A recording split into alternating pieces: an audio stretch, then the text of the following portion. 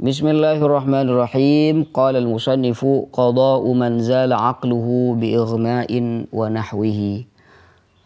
Hukum qada bagi orang yang hilang kesadaran karena pingsan atau sejenisnya. Wa kal majnuni fi adami wujubi siyami wa adami sihhatihi minhu man zala aqluhu bi ighma'in mathalan. Orang yang kehilangan akal karena pingsan, misalnya, maka hukumnya seperti orang gila dalam hal tidak wajib berpuasa dan tidak sah puasanya. Ya, karena sudah hilang akal gitu. Li'annahu yazulu aqluhu bil ighma, zalat taklifu bil fi'li athna'ahu. Karena saat ia kehilangan akalnya akibat pingsan tadi, maka kewajiban syariat itu sudah tidak berlaku padanya selama itu. Illa annahu yufariqul majnuna la'anna al-majnuna la yalzamuhu al-qada'u kama dzakarna. Namun ia berbeda dengan orang gila. Kenapa? Karena orang gila itu tidak wajib mengqada' puasa sebagaimana telah kami sebutkan tadi. Walakinil mughma 'alaihi yalzamuhu al-qada' idza afaqa min ghaibubatihi. Ya. Sedangkan orang yang pingsan tadi walaupun ia tidak puasa, tapi dia wajib mengqada' puasanya jika telah sadar dari pingsannya. Loh, kenapa emangnya? Kalau yang berakal tadi kan hilang akal, akalnya nggak ada sudah. Ya, kalau ini ighma ini, li'annal ighma maradun, wa man jaza lahul fitru bil marad wajib alaihi al-qada'. Jadi pingsan ini oleh beliau dianggap sebagai penyakit. Dan siapa saja yang diperbolehkan berbuka artinya tidak puasa karena sakit, maka ia wajib mengqada' puasanya. Jadi yang tidak puasa karena sakit itu harus mengqada' puasanya.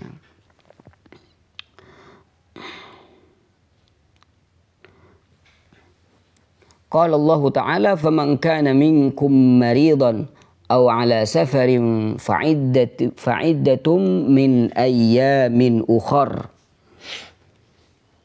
Kata Allah Subhanahu wa taala sebagaimana ini dijelaskan di surah Al-Baqarah ya. Iya. Faman kana minkum maridan, maka barang siapa di antara kalian yang sakit atau dalam perjalanan, maka wajib menggantinya di hari-hari yang lain. Wa wujubul qada'i bin nisbati limuma alaihi innama huwa fi sya'ni siyami. Kewajiban qada' bagi orang yang pingsan itu hanya berlaku dalam hal puasa.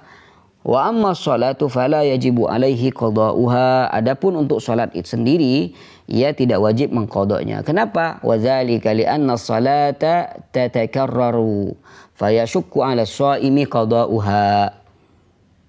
Maka adapun salat itu sendiri ia tidak wajib mengqada'nya. Wa dzalika li'anna sholata tatakarrar. Karena salat itu berulang-ulang dalam sehari. Fayashukku 'ala shaimi qada'uha, sehingga memberatkan jika harus mengqada' semua salat yang sudah terlewati. Wa amma siyamu falaysa kadzalik. Adapun puasa tidak demikian karena hanya diwajibkan sekali dalam setahun.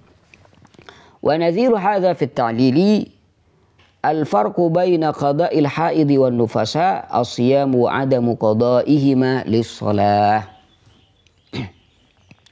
Wa nadhiru hadza fi at-ta'lil al-farqu baina qada'il haid wan nufasa as-siyamu wa 'adamu qada'ihima lis-shalah. Perbedaan ini serupa dengan perbedaan dalam kewajiban qada' bagi wanita haid dan nifas, di mana mereka wajib mengqada' puasa tetapi tidak wajib mengqada' salat. Wa hadzal ladzi dzakarnahu fil mumma alaihi yansahibu ala man zala aqluhu bi maradin aw bi syurbi dawa'in syaribahu lil haja aw bi ayyi 'udhrin akhar masyru' fa innahu yalzamuhu qada'u siyami duna shalah. Ketentuan yang telah kami sebutkan tentang orang yang pingsan juga itu berlaku bagi seorang yang kehilangan akalnya karena sakit. Au bisyurbi dawa'in syaribahu lil hajah, atau karena meminum obat yang dia butuhkan Au bi ayyi udhrin akhar masyru', atau karena alasan lain yang diperbolehkan secara syar'i, fa innahu yalzamuhu qada'u siyami duna shalah. Maka ia wajib mengqada' puasanya tetapi tidak wajib mengqada' salatnya.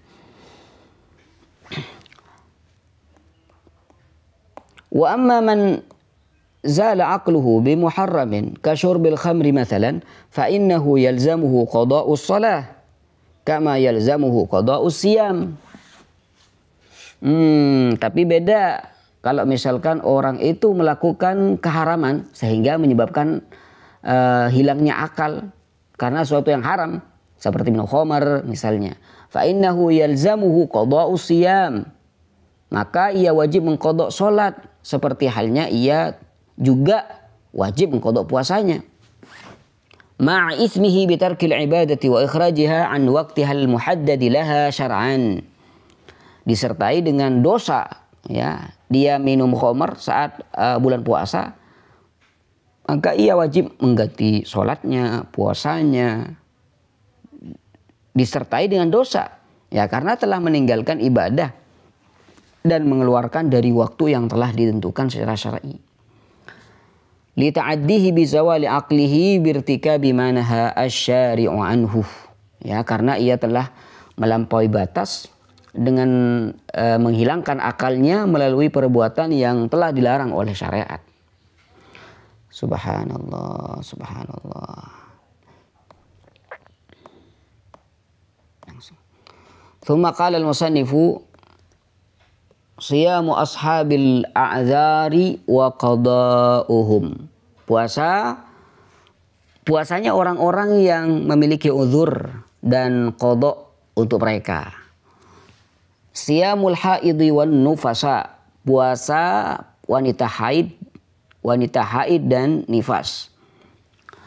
Ammal haidu wan nufasa'u fala yajibu alaihim as-shaumu halatal haidhi. Adapun wanita haid dan nifas, maka mereka itu tidak diwajibkan berpuasa selama masa haid atau nifasnya. Bahkan wala yasihhu minhuma bal yahrumu alaihima fi'luhu. Dan puasa bagi mereka itu tidak sah, bahkan haram bagi mereka untuk melakukannya. Litalabbusihima bi'ibadatin fasidatin nuhiyata anha.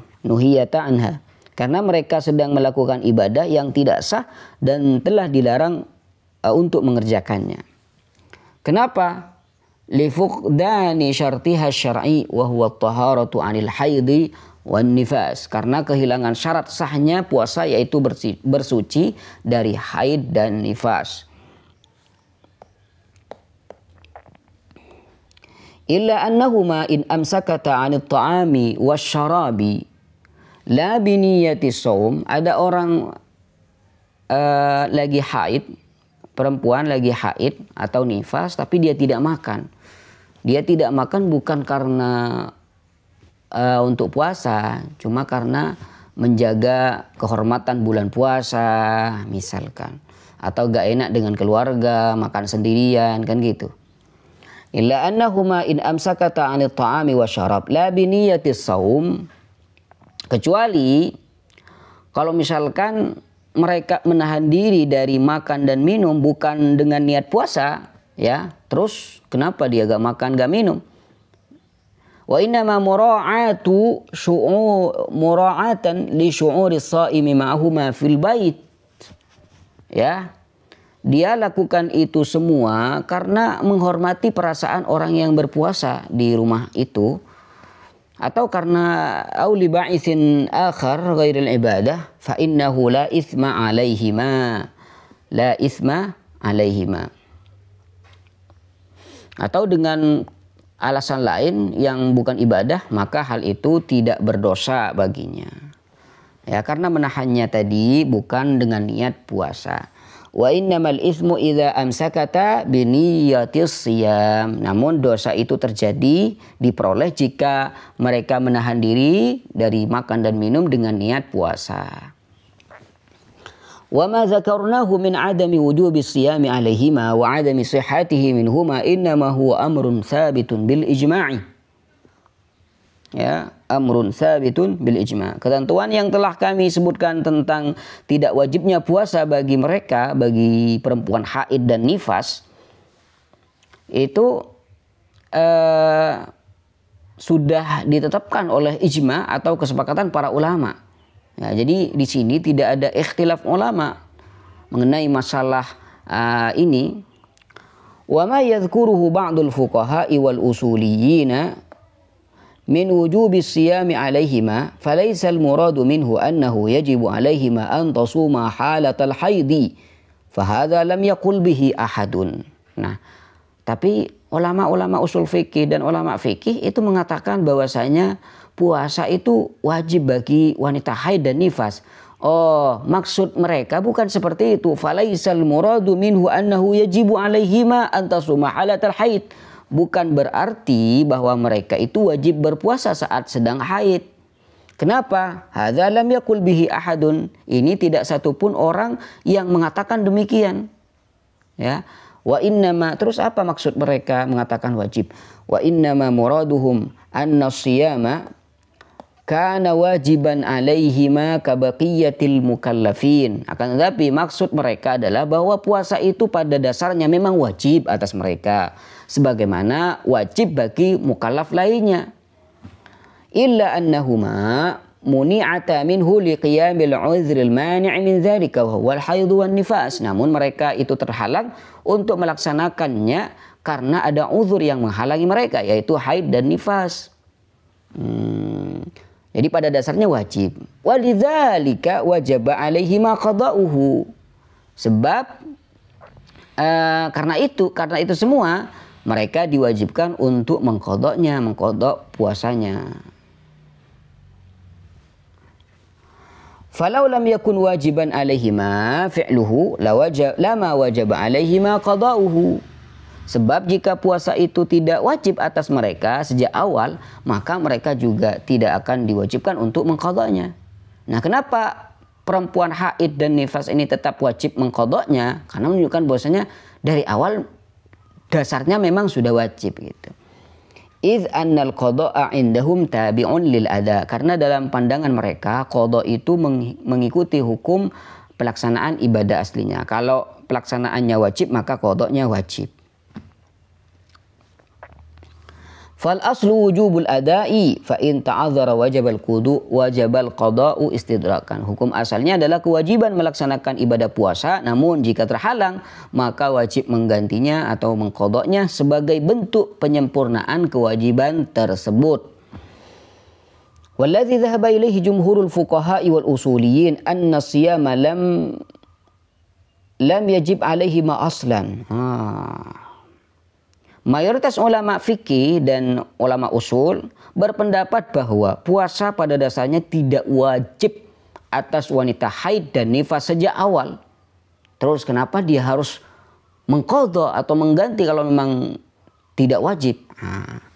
Wa annal qada'a tsabit fi haqqihima innama huwa qada'un bi amrin jadidin minasyari'i la bisababi wujubil ada. Dan kewajiban qada' yang berlaku bagi mereka bukanlah karena adanya kewajiban puasa sejak awal, tetapi merupakan ketetapan baru, kewajiban baru dari syariat. Apa dalilnya? Dalilnya Rawa Muslim an Sayyidah Aisyah radhiyallahu anha annaha qalat fil haid.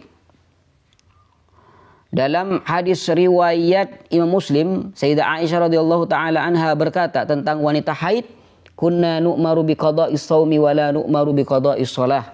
Kata Sayyidah Aisyah, kami diperintahkan untuk mengqadha puasa tetapi tidak diperintahkan untuk mengqadha salat. Ini diperintahkan. Fa'idha taharatil haid wan nufasa'u fi athna'in nahari ustuhibba lahuma imsaku baqiyatin nahar. Jika seorang wanita haid atau nifas itu suci di siang hari Ramadan, maka dianjurkan baginya untuk menahan diri dari makan dan minum hingga waktu berbuka nanti. Illa annahu la yajibu alaihi ma hadza kal majnuni idza afaqa was sabiyyu idza balagha. Namun hal ini tidak wajib bagi mereka sama seperti orang gila yang sadar atau anak kecil yang mencapai usia baligh di tengah hari bulan Ramadan. Jadi tidak wajib. Wa qala Abu Hanifah wal Auza'i wa Thawri yajibu alaihima imsaku baqiyatin nahar. Namun Imam Abu Hanifah, Imam Auza'i dan Imam Ats-Tsauri berpendapat bahwa mereka itu wajib menahan diri, tidak makan dan tidak minum selama sisa hari itu ada. Subhanallah. Siyamu Syekh wal Kabir. Mungkin ini